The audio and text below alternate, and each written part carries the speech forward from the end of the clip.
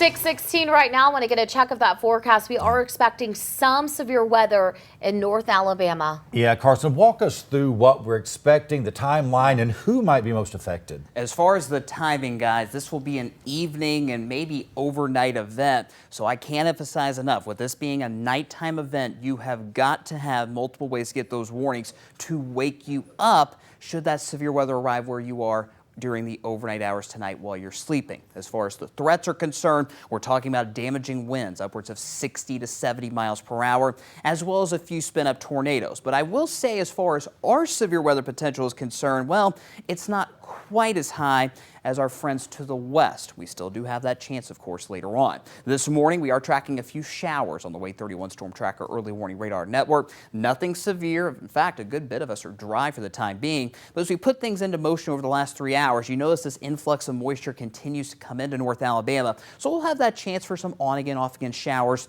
through around 10 o'clock this morning. On the Wave 31 Skycam Network, sponsored by Thompson Roofing and Construction, we've got mostly cloudy skies and very warm temperatures in the upper 60s in most spots.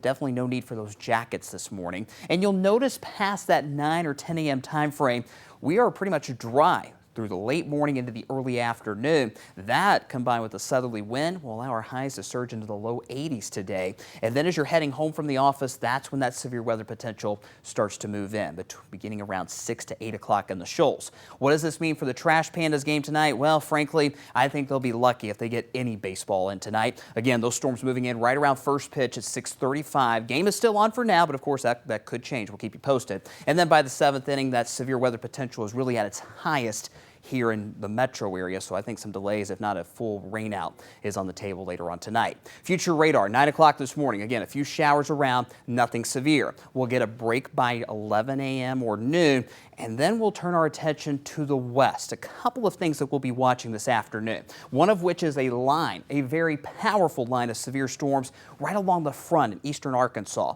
Just ahead of the line of storms, we'll likely have some supercells developing. That could enhance the strong tornado potential to our west. I'm not expecting anything like that here in North Alabama. All the supercells and the line of storms will eventually congeal into one big cluster of severe storms, and that cluster will move into northwest Alabama this evening, quickly moving through our entire coverage area.